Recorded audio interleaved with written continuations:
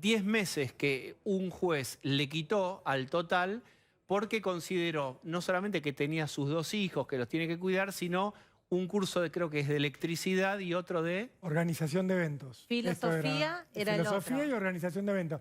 ¿Cuál es el tema? Que eso es un estímulo educativo que está contemplado por la ley, pero la realidad es que ese estímulo solo se lo reconocen a los presos VIP. No es que un ladrón de gallinas va ante un juez y dice, mire, yo terminé primario y automáticamente le dan este beneficio, que automáticamente le den la prisión domiciliaria, que es un beneficio que debería ser discutido nuevamente en la Argentina, porque se han hecho infinidad y se siguen haciendo de abusos, de privilegios con la prisión domiciliaria que realmente hacen dudar si tiene algún sentido, porque se supone que el fin es resocializar de la prisión domiciliaria, lo puede decir acá mejor el doctor Sapsay que yo, pero ¿para qué se usan los tribunales? Para los amigos, para los que son amigos, o por el poder, o por el dinero, o sea, porque le ponen la plata al tribunal indicado para que les conceda una domiciliaria.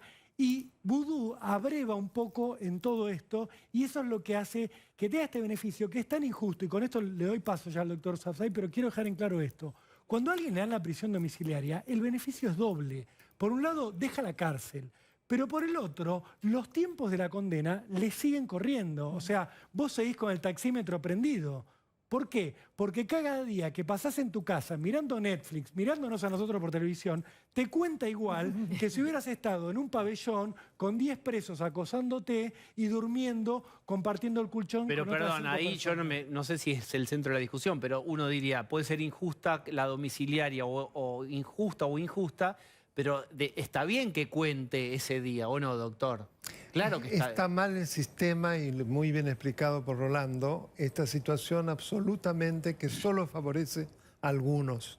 Bien. Además, con condena firme y por una condena alta, yo no soy penalista, pero haberle dado tan rápido la domiciliaria, creo que solo a Vudú le pasa Es un caso una suerte extraordinaria, una suerte así, porque no cumple con ninguno de los estándares. Y ahí no hay un fiscal, les pregunto a ustedes, que no hay un fiscal que diga, a mí no me parece que un curso de electricidad amerite la baja del tiempo en prisión. Bueno. ¿Por qué no hay? ¿No debería de oficio haber? Antes de eso, un dato que no es menor. Cuando le dan el arresto domiciliario a Vudú, que fue en medio de la pandemia, ¿qué se estaba priorizando en ese momento? Los presos que eran mayores de edad, que tenían enfermedades preexistentes, que eran de riesgo. Con días de diferencia, salvando las diferencias procesales y demás, ese mismo juez le dijo a Lázaro Báez, con más de 60 años, con 3 enfermedades preexistentes, que era considerado por el propio Servicio Penitenciario Federal un preso de riesgo, que debía seguir en la prisión. Amado Vudú, que ya estaba condenado, le dijeron que sin ningún cuadro de enfermedad previo, con un informe de salud del Servicio Penitenciario Federal que indicó que él estaba bien, en buenas condiciones, dijo que tenía que ir a su casa por sus 2 niños, que eran muy pequeños. Eso por un lado respecto a esa situación puntual. Cuando se confirma la condena, los fiscales, la fiscal Guillermina Pérez García, Padín García, perdón, que es fiscal de ejecución penal, y el fiscal Marcelo Colombo, que fue el que intervino en el juicio de Chicone, le dijeron al juez Daniel Brigado, Amado Vudú debe cumplir la condena del caso Chicone en la cárcel.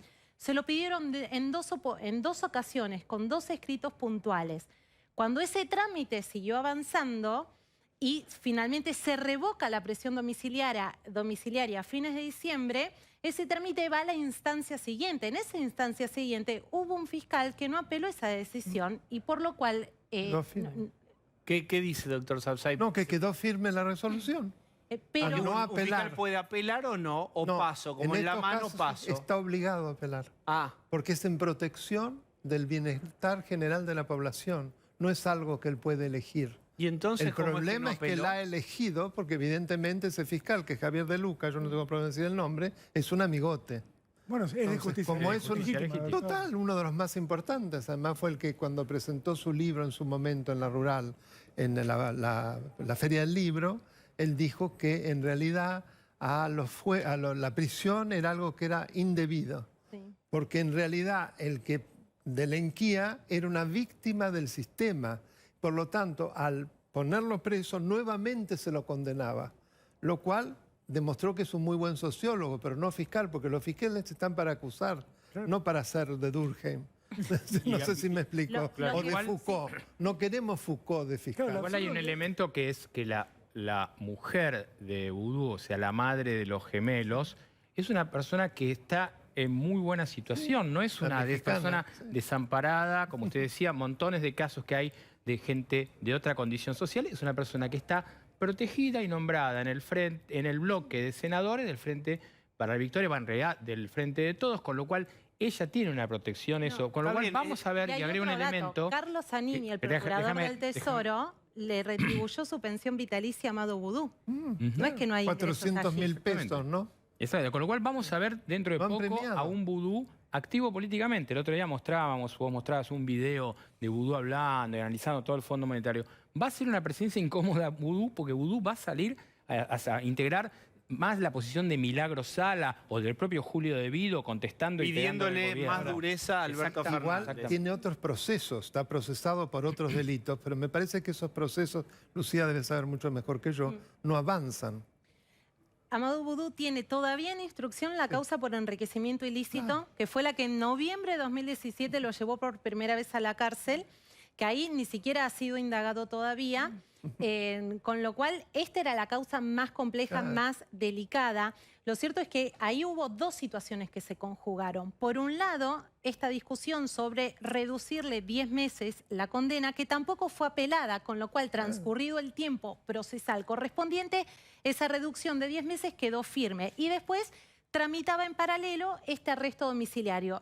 Los abogados de Amado Vudú dijeron que por el beneficio psicofísico de los niños, Amado Vudú debía seguir en su casa. Bueno, yo, digamos, casi demagógicamente digo también, entonces hay domiciliarias VIP, ¿viste? Ustedes los periodistas que les gusta buscar títulos, hay también vacunas VIP y ponerle VIP a todo. Y esto, hablando en serio, genera mucho malestar. Es la impunidad. Porque es la impunidad y es porque este sí y el otro... Porque hay castas. No. Bueno, obviamente hay castas, digamos, que están beneficiados en todos los temas. Y aparte que la domiciliaria de Vudú es en una casona espectacular, que no está muy claro quién se la sostiene, en el municipio de Avellaneda, donde es amo y señor el señor Jorge Ferraresi, una casona espectacular con ascensor, porque evidentemente está muy bien. Hay castas, la misma casta tiene beneficios sanitarios, beneficios económicos, beneficios judiciales. Digamos, beneficios educativos. Beneficios educativos también. Digo, se manejan de esa manera. Pablo hablaba de un rol de Vudú. A esto se refiere Pablo de León, cuando va a presionar al gobierno de Alberto Fernández para que vaya en tal dirección. ¿Cuál dirección? La línea dura. A ver. Está claro, y no vamos a repetir hasta el hartazgo el tema de la coalición y quién está dentro de la coalición y cómo está sobre representada una parte de esa coalición y está subrepresentada otra parte que justamente es la que otorgó la historia, la mayoría de los votos, la gran mayoría de los votos, los símbolos. ¿Qué hace el ministro hoy en Estados Unidos? Está intentando un acuerdo que nos va a hundir. Bueno, muy bien. Ahí está la mirada política y económica de Amado Vudú, que tiene ahora una domiciliaria ya prácticamente confirmada. No es el único caso, ahora vamos a hablar de Julio De Vido. Sí, Adri, querías decir algo. Una pregunta, digo, ¿una persona en prisión domiciliaria puede tener comunicación con cualquier otra persona? Salvo que el juez ordene lo contrario, pero si no, mientras no salga del ámbito de detención que le han marcado, porque piensen que en algún momento Vudú tuvo una tobillera que le permitía desplazarse fuera de la casa también. Pero mientras no rompa las condiciones de la domiciliaria, no hay ningún Milagro problema. Sala, por ejemplo. Claro, puede dar entrevistas, puede dar... Lo que quería marcar es esto con el tema Vudú, que él es la demostración de que se le puede ganar al sistema judicial, porque Vudú llegó a tener y tiene una condena confirmada por la Corte. No hay más allá, no hay mucho más allá. Y si él logra burlar al sistema, él que tiene una condena confirmada y logra estar en prisión solamente un año, esto es la demostración de que nada es imposible para sus pares. Cuando algunos especulan, bueno, Cristina puede zafar de las causas judiciales, no, está muy complicada, no, los jueces no se van a dar vuelta. Hay varios de los jueces que votaron a favor de los beneficios de Vudú que antes votaban de otra manera y que se han ido acomodando. Entonces, si lo hicieron con Vudú, que está con condena firme de la Corte Suprema, ¿por qué no lo van a hacer con el resto de quienes debían haber rendido cuentas por lo que hicieron cuando estuvieron en el poder? A ver, ¿qué opina de lo que dice Rolo, doctor Sapsay? No hay duda que da para pensarlo mucho y que en principio uno se inclina a pensar que podría ser muy posible que eso ocurriese. ¿Qué? Que también zafase en muchos más procesos, ¿no? Porque son 10 y 3 gravísimos de más gravedad todavía que Chicone, ¿no? ¿A usted qué le...? Sur, Los Sauces, la ruta del dinero acá y Vialidad son causas, y Cuadernos, mucho más importantes todavía. Pero si las cosas se hacen de esta manera, que es como un despiece, es la destrucción del debido proceso. Es una reversión de lo que debería ser. Además, acá hay algo muy importante, que es importante que la gente sepa. La mayoría de los presos de la provincia de Buenos Aires están con prisión preventiva. Muchas veces están en prisión preventiva por mucho más tiempo que el máximo de la condena del proceso por los cuales están en prisión preventiva. Esa es la realidad. Es la gente, digamos, vulnerable, son los pobres, son los otros. Y a Eso. propósito Cuyos de hijos eso... no importan, No cuyos hijos no importan para que nada, el ni los hijos, ni nada, ni que se cumpla mínimamente además el 2x1, que se controle en condiciones de promiscuidad horrorosas, porque en la cárcel que estaba Vudú también era una cárcel VIP. Sí, por Bueno, supuesto. No era una maravilla, pero era una cárcel. Pero al menos distinta. era una cárcel. Hoy lo que pensamos es, estoy de al acuerdo, menos era al una menos prisión. una cárcel. Por supuesto VIP, pero en una cárcel. Sí. Ahora le estamos contando, en este momento, mientras estamos hablando, está cumpliendo un día más de condena Vudú. Este es el tema. Por eso lo que dice Lucía, ahora en unos días va a llegar a la mitad de la condena y puede empezar con las salidas transitorias de su casa. Y cuando llega a los 3/4 puede acceder a la libertad condicional. Pero aparte esto siente un precedente porque, por ejemplo, Ricardo Jaime, que la Cámara de Casación tiene que volver a resolver qué va a pasar con su condena en la tragedia de Once, ya está haciendo talleres vinculados al estímulo ¿Electricidad? educativo. ¿Para cuándo? Un taller de gas, por ejemplo. ¿Para que cuándo? Si la Corte Perdona, llega a confirmar, yo no si puedo. llega a confirmar ¿Un su taller de qué? condena, él va a decir, yo también hice cursos dentro Claro, lógico. ¿Un taller de qué hace Ricardo Jaime? Gasista. de gasista. Bueno, el Y ha gasista, hecho otros talleres, porque las electricista, personas que están pueden poner- ¿El condenadas... matriculado Ricardo Jaime? Una pyme. En cualquier momento. ¿Nace el matriculado Jaime? Bueno, hizo un taller de electricidad, Eso. Amado Ahora, Vudú. tiene, perdón, José López también hizo talleres. ¿Por qué? Porque las personas que ya recibieron una condena A están ver, yo lo que obligadas... entiendo, De hablando, marroquinería, ¿no? Hizo. déjame hablar en serio de esto y a ver qué piensa el doctor Sapsay. Yo creo que es muy valioso que haya un montón de cursos Por supuesto. que den oficios, que den una salida concreta. Lo que parece absurdo es que gente que tuvo una formación claro. y cargos que están, uno diría, Específico. muy arriba, hagan estos cursos tratando de engañar, como dice Rolo, el sistema. Es decir, Como un pretexto. Exactamente, y Es metiéndose una en los distorsión intersticios del sentido sistema. de los cursos. Exactamente. Porque se prestan a la mofa del modo como se utiliza en estos casos. Porque en el 99% de los Claro, casos ocurre. no les sirven ni les dan los cursos y aunque se los diesen no les rebajarían nada. Ahora, Pero por van todo a lo que- citar ese antecedente. Claro, Es decir, sin si a duda. Amado Vudú le contemplaron Claro. todos estos talleres, yo que llevo, en el caso de Ricardo Jaime, que está preso desde abril de 2016 y ya está condenado en la tragedia de Once y está condenado en otra causa por coimas, va a decir, yo hice Ahora, todos estos cursos, redúzcanme también la condena. Todo lo que estamos los escuchando plazos. es muy desmoralizante. Digo, como cualquier ciudadano escucha todo esto y dice, bueno, evidentemente hay impunidad, los tipos que mandan pueden hacer lo que quieren y yo lo único que me queda es Ezeiza. Digo, ¿qué solución tiene la justicia? Ninguna. ¿Qué puede pasar para que esto se limpie? Porque Osvaldo también funciona mal con el delito común. Este es el problema. ¿Me voy a Ezeiza? No, yo Pero no al quiero que te penal, vayas a ningún lado. ¿Penal pero o el aeropuerto? ¿De qué se está hablando? acá hay un tema. penal no puede. Estamos hablando de justicia penal federal, que es, digamos, la que abarca lo que hacen los funcionarios cuando están en el poder.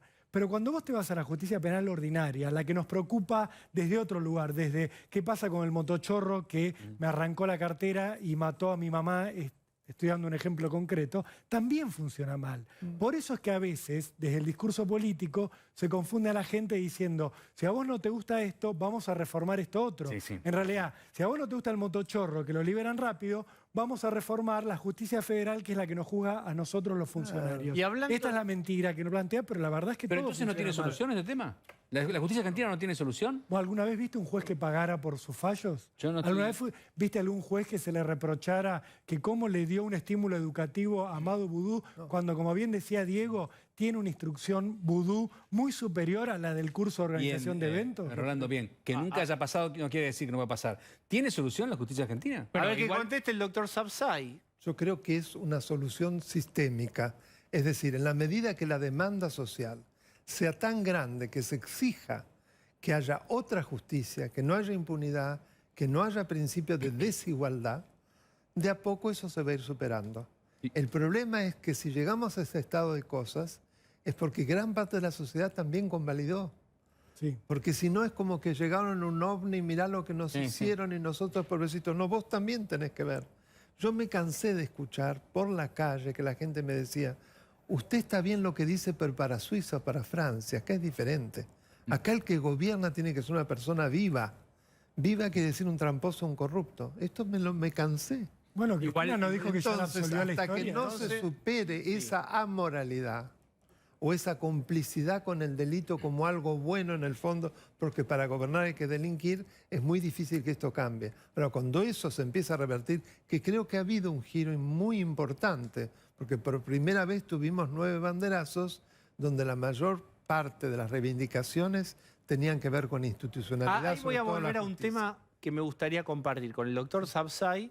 También Rolo se tiene que ir, Lucía, pero yo quiero preguntarle, vos escribiste un libro específicamente sobre las condiciones de detención de Amado Boudou y también de Julio De Vido. Sí, hablemos un minuto más, antes de que te partas, de Julio De Vido. Sí, Julio De Vido, que hoy hubo otra novedad y es que el fiscal del juicio de la tragedia de Once dijo que no era necesario que él regrese a la cárcel. Acá hay otra discusión que es muy importante.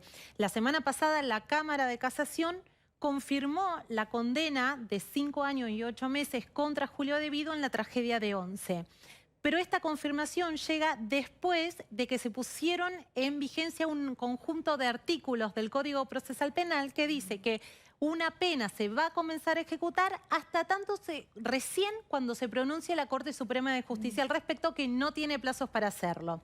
Antes, y pongo el mismo ejemplo con la tragedia de Once, con la condena de Juan Pablo Schiavi, por ejemplo, cuando la casación la confirmó, ese día él quedó detenido porque se comenzaba a ejecutar con esa confirmación la pena. Ahora no se va a comenzar a ejecutar la pena contra De Vido hasta tanto se pronuncie la Corte. Esto es lo que dijeron sus abogados y pidieron que no regrese a la prisión. Antes de que el tribunal resuelva sobre este tema, se le pidió la opinión al fiscal del juicio, que hoy dijo que a lo sumo habría que evitar el riesgo de fuga, es decir, colocarle una tobillera electrónica a Julio De Vido, pero que hasta que no haya un pronunciamiento de la Corte, no debería volver a la cárcel. Julio De Vido dejó la prisión en 2019, después de que se empezó a discutir qué otras instancias habría que agotar antes de dictar una prisión preventiva. Porque se discutió mucho la prisión preventiva y se habló de un exceso de prisiones preventivas. Sí, exactamente, y también porque se habían puesto en vigencia una serie de artículos del Código Procesal Penal que planteaba un listado bastante extenso de situaciones que los jueces deberían contemplar antes de dictar la prisión preventiva sobre una persona. Bueno, perdón que mezcle todo, pero el gordo Mortero, el de las 14 toneladas de piedra, está en prisión domiciliaria porque no le ven riesgo de fuga a un señor que estuvo prófugo 2 años en Brasil, pero él no tiene riesgo de fuga. Entonces, ahí es donde usted dice, ¿cuál es el parámetro para que alguien tenga riesgo de fuga, otro no, le damos la domiciliaria? ¿Sea de la casta o no? No, yo creo, claro, pero yo creo que esto está muy ligado a la composición del Consejo de la Magistratura. En la medida que el Consejo de la Magistratura esté dominado por la política, 7 miembros sobre 12, es decir, algo absolutamente violatorio de la Constitución que habla de equilibrio de las representaciones. ¿Cuáles son las representaciones? Los miembros que representan a 4 grupos. Sector elegido por el sufragio de las personas, es decir, el sector político, los jueces, los abogados y el sector científico y técnico. Ya en la primera ley había un porcentaje superior de políticos que superaban el 40%. Pero resulta que con esta, que estuvo inspirada en el pensamiento de Cristina Kirchner cuando era presidenta de la Comisión de Asuntos Constitucionales del Senado en 2006, son 7 sobre 12, es decir, una mayoría aplastante. La posibilidad de elegir una terna para que de ahí se tome a un juez, la decisión es de 2/3, con lo cual, como 5 son del oficialismo, tienen capacidad de veto. Lo mismo para la remoción de un juez. Hasta que esto no se termine, es imposible avanzar.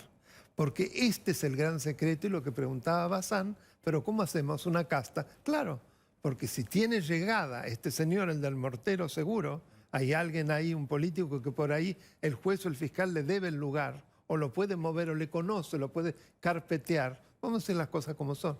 O sea que hasta que no, lo básico es el Consejo de la Magistratura, que es la madre de la decadencia de la justicia argentina. Ahora, doctor, el Consejo de la Magistratura, perdón, se creó para evitar otro mecanismo que supuestamente estaba copado por la política, que era el de tener una comisión entre el Senado y diputados para nombrar jueces y para removerlos. Entonces, evidentemente no es un problema de sistemas. Pero ya tenía la trampa de cuando se lo hizo. Es el único Consejo de la Magistratura del mundo que tiene representantes políticos. Fíjese lo absurdo que es, que de todas maneras no se modificó el sistema anterior. Porque igual el presidente designa y el Senado es el que presta acuerdo, sector político. Entonces, ¿para qué queremos también el sector político en la selección previa? Bien, permítame saludar a Lucía Salinas, que se tiene que ir, y simplemente nombra tu libro, así si uno quiere va y lo adquiere. Sí. Prisioneros, que es el libro que hicimos con Lourdes Marchese, que prologó Rolo Borbano, de Editorial Galerna, y que son 16 relatos de personajes de la vida pública, política, sindical, que pasaron en distintos momentos de la historia argentina una temporada en prisión. Bueno, muy bien. Gracias, Rolo. Hablábamos con el doctor Sabza. Hay 168 presos delincuentes que nadie sabe dónde están. El argumento atendible del COVID en aquel momento, bueno, fueron liberados, que supuestamente corrían riesgo. ¿Qué pasa con eso? En realidad son muchos más que 168. Vamos a ser claros. Desde que empezó a denunciarse en la prensa que había una cantidad de presos que estaban siendo liberados con la excusa del COVID, se pidió desde el periodismo, y yo fui uno de los periodistas que lo hicieron, Lucía fue otra y muchos otros colegas lo hicieron, un listado. Bueno, díganos de qué presos estamos hablando, de cuáles son, de dónde están saliendo. Eso nunca se hizo. Al mismo tiempo se negaba que hubiera un trasfondo político, una decisión política. Se decía, no, esto es un tema de la justicia, esto es un juez que se llama Víctor Violini, de la Cámara de Casación Penal bonaerense. Fallo Violini. Claro, que fue el fallo Violini, respondió un habeas corpus que presentaron un grupo de defensores oficiales y él les dio la razón. Dijo, sí, por el COVID se van a morir todos los presos adentro, los que se agarren COVID, así que saquemos presos para que no se mueran en la cárcel. Desde el primer momento, toda la sociedad dijo, esto es una vergüenza, esto es una mentira. Porque además, acá Rolo, déjame recordar que empezaron los primeros casos, algunos de abusos, de delincuentes y delitos sexuales, que habían vuelto a la zona o al radio de donde se había cometido el delito, no le habían avisado a las víctimas, cosa que está completamente prohibido, es decir, revictimizaban a esa gente que había sufrido abuso sexual, y empezaron las denuncias, y por eso, y por el escándalo que estaba produciendo, el gobierno salió a decir, eso se frenó. Sí, ¿Se frenó o no se frenó? El gobierno siempre dijo, esto es una cuestión judicial. Ahora, cuando vos le pedís las cifras al Ministerio de Justicia de la provincia de Buenos Aires, ellos te dan una cifra amañada. Hay cifras que realmente no tienen un sustento en la realidad, lo cual a mí me hace sospechar que si están escondiendo el número es porque ellos tenían que ver con la salida de los presos, si no, lo blanquearían y dirían, esto es un tema de la justicia, salieron tantos. ¿Qué pasó? ¿Cómo nos fuimos enterando de los presos que habían salido? Porque los presos reincidían, los veíamos delinquiendo otra vez, matando, violando, robando, y ahí nos decían, ah, este también salió. Sí, pero no nos habías avisado que este había salido. Esta fue la secuencia. Pasado un año lo que nos encontramos es que murió más gente en la calle como consecuencia del accionar de los presos que salieron por el COVID que la cantidad de presos que murieron por COVID adentro de la cárcel, Diego, porque... ¿Está ese número de cuál? Sí, murieron 12 presos en prisión en un año por COVID y se enfermaron solo 300, sobre un universo de casi 50.000. O sea, de casi 50.000 presos, hubo 300 infectados y 12 de ellos lamentablemente murieron. ¿O muertes por consecuencia de los liberados? Y por eso te decía, nos estamos encontrando con una cifra muy parecida de la que conocemos, Diego. Entonces, acá lo que hay claramente es una acción judicial avalada por el Ministerio de Justicia de la provincia, que había dado una orden política a la Corte bonaerense de: miren, muchachos, no entran más presos en las cárceles, no vamos a construir más cárceles, así que saquen presos de alguna manera. Eso fue generando los habeas corpus, que Víctor Violini toma y dice: bueno, por el COVID encuentro una excusa,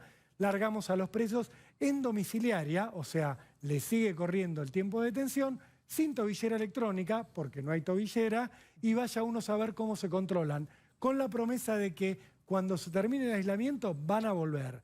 ¿Alguno volvió? No, no volvió ninguno, Diego. ¿Y qué pasa hoy? Le preguntan al Ministerio de Justicia: bueno, ¿cuántos se liberaron? Porque las cifras confiables que teníamos, y cuando digo cifras confiables, estoy hablando de personas como la jueza Julia Márquez, que estuvo acá la semana pasada con nosotros, que ella le pedía al servicio penitenciario como jueza informes, y ella llegó a tener un listado de 2.500 presos liberados. Cuando se le pide al Ministerio de Justicia, dice: no, no, no. Si comparamos cuántos presos salieron en aquel mes de vigencia del habeas corpus de Violini con el mes anterior, el mismo mes del año anterior, la diferencia nos da 168. Por eso podemos decir que solo salió en 168. Es falso ese número. 168 de mínima.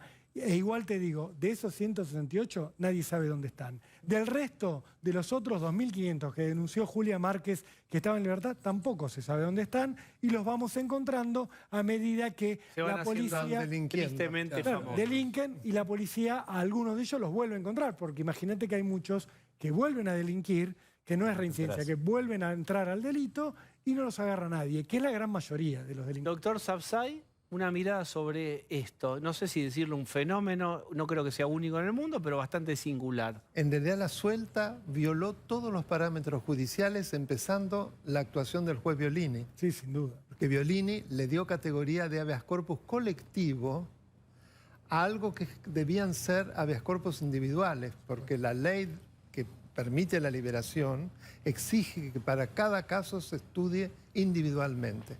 Él lo hizo colectivamente para 800.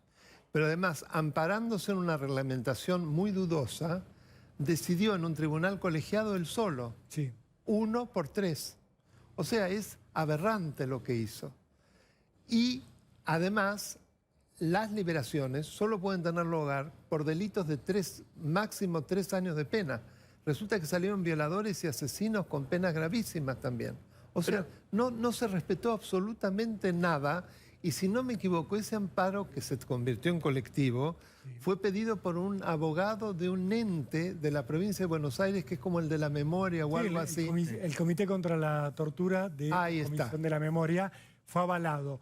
Lo que es absolutamente kirchnerista, y el personaje, el abogado que lo interpuso, hizo una defensa fervorosa de los pobres detenidos que iban a morir por COVID. Lo estoy viendo en Cipriano García. Cipriano García. Cuando hablamos con él en este programa, que le dijimos que estaban liberando presos y no le estaban avisando a las víctimas, nos dijo que no, hasta que le dijimos los nombres de esas personas y tuvo que reconocer que eso era así. El tema es que perdón, por lo que ustedes dicen, digo, los jueces pueden no respetar la ley y no pasa nada. Ese es el tema. ¿Es eso? Lamentablemente es así, pero no debería ser. Porque es mal desempeño. Es obvio Deberían que no ser objetos de juicio político. Pero por ejemplo, el fallo Violini. Y Violini ahora sigue operativo. Absolutamente. La sala 1 de la Cámara de Casación Penal bonaerense. Absolutamente. Una sala, Violini es un juez. Yo le quiero dar algunos antecedentes de Violini. Violini es un hombre que intentó ser candidato a la Intendencia de La Plata en las últimas elecciones por el kirchnerismo, no logró el plafón. Fue presidente de la Asociación de Magistrados de La Plata, donde tuvo mucho accionar político, y antes integró en esta sala, donde él queda solo, como bien decía el doctor Sapsay, la integró junto a Martín Ordocchi. Martín Ordocchi era el abogado de Aníbal Fernández en aquella causa, cuando él jura que no se escapó de la Municipalidad de Quilmes en el baúl de un auto. Su abogado defensor fue Martín Ordocchi. A Martín Ordocchi después le fueron pagando con favores de nombramiento, lo convirtieron en juez, llegó a la Cámara de Casación, y hoy Ordocchi, el compañero de sala de Violini, está suspendido por vender, supuestamente, no se ha comprobado todavía, libertades y prisiones domiciliarias a delincuentes, por ejemplo, uno que estaba procesado por un doble homicidio mafioso. Esa es la sala, esos son los jueces. Ordocchi, como sobrevivió al macrismo con este juicio político pendiente, lo suspendieron, pero nunca llegó el juicio político a hacerse, hoy sigue en un limbo. Está ¿Cuánto vale una suspendido. domiciliaria? Y bueno, hay diferentes tarifas. Hay en esa causa, que es la causa, la han conocido por un nombre de alguien que ya no está en la cárcel, que es el ex juez César Melazo. En esa causa, bajo ese paraguas, se fueron descubriendo todas estas situaciones. Ahí había un hombre, Javier Ronco, que estaba procesado por un doble asesinato, ex barra brava de estudiantes. Yo lo fui a ver a la cárcel y charlé con él, que él contaba que él había pagado en persona 80.000 pesos para tener la tobillera electrónica. Él arma el escándalo porque después de ese primer pago, que se lo hace al fiscal de primera instancia, lo caminan. ¿Hace cuánto? No se la dan. Hay que calcular la inflación, ¿no? Eso fue hace unos 3 años. Él paga, y él lo que dice es, yo pagué y no me dieron la tobillera. Entonces tiene que ir un mecanismo superior que Me era... estás jodiendo, Rolo. No, y porque... Che, te pagué y dame la tobillera. Doctor Sapsay, Viejo. usted dígame que estamos Yo todo no en hago, un momento... no- estamos no hago penal, pero creo absolutamente todo esto porque sé quiénes son estos personajes, que ha habido otros. Claro. Podría escribirse libros sobre distintos personajes, hermanos. Bueno, el abogado por ejemplo, de, hoy de Moyano. de Moyano, este personaje que fue el juez de la Musarela. Sí, Famoso juez de la Musarela. Nunca jamás se lo condenó, pero además se transformó en un abogado próspero. Claro. Nada menos que abogado de Porque Moyano. es muy entre redituable otros. todo esto. Claro. Lo que hay que tener en cuenta es que muchas veces, yo siempre me acuerdo de algo, Rodolfo Walsh decía de la policía bonaerense de la que picaneaba, él decía, la secta de la picana es también la secta de la mano en la lata, va de la mano todo. Cuando vos te encontrás con fallos inexplicables, muchas veces lo que hay es dinero de por medio. Claro. Por eso digo, señalo esta relación de Bueno. este juez Ordoqui con este juez Violini, donde no sabemos, por supuesto, si alguno realmente cobró, Pero el pero las kirchnerismo- sospechas sobre ellos son esas, Pero y los dos siguen siendo entonces es jueces. funcional estas modificaciones al Consejo de la Magistratura. Por supuesto, porque vos tenés jueces amigos que cuando entrás en una situación judicial complicada, en general porque cambió el signo político y entonces tus favores dejan de cubrirte, dejan de tener un paraguas, bueno, en algún momento vas y colectas con los jueces a los cuales vos beneficiaste en su Rolo, pero hoy Rodolfo Walsh es un ícono del kirchnerismo. Bueno, está bien, yo digo, lo podés tomar para donde quieras, pero lo que es innegable es que Walsh en su momento denunció a los policías corruptos que picaneaban, que torturaban, como también denunció a la Junta Militar. Digo, Claro. hay verdades que se mantienen en nuestro país. Cuando encontramos algunos fallos que no se pueden explicar, bueno, Se hay que ver, explican. hay Se que ver lo explican. económico. Pablo. No, yo lo que quería agregar a todo esto que están ustedes aportando es que hay un elemento preocupante, que es que esta semana comenzó el nuevo ministro de Justicia, que es Martín Soria, que evidentemente con sus primeras declaraciones ya se está mostrando como un Aníbal Fernández bis, porque sale con todo contra la justicia, va a por el procurador interino Casal, está teniendo declaraciones muy duras, con lo cual digo, y también va a ir a trabajar de la mano de diputados como el diputado Rodolfo Tailade, o sea, van de punta contra la justicia integralmente. Entonces a mí me parece que aquí hay un elemento mucho más preocupante de toda esta cuestión, que tiene que ver con que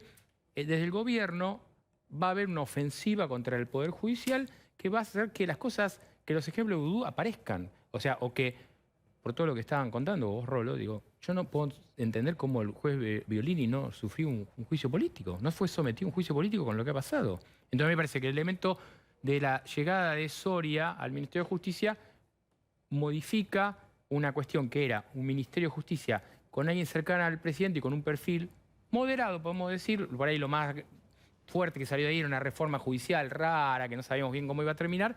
Me parece que hoy tenemos un clon de Aníbal Fernández manejando la justicia a nivel nacional. Doctor, agradeciéndole su visita, le hago la última, que tiene que ver con un análisis de las primeras expresiones de Soria, que ya dijo hoy mismo que es, dijo de Casal, el procurador, dijo que es inaceptable que siga en el cargo.